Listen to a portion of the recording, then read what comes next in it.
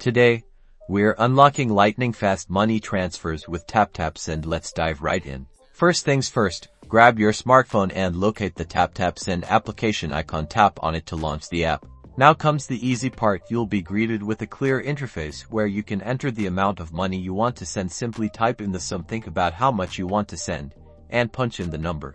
Next, select your recipient. You can either tap on a previously saved contact list or, if it's your first time, start by adding a new one.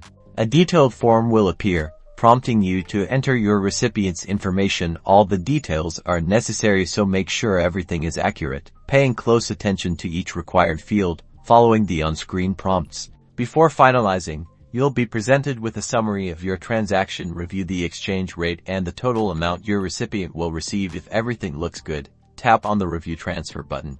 And that's it.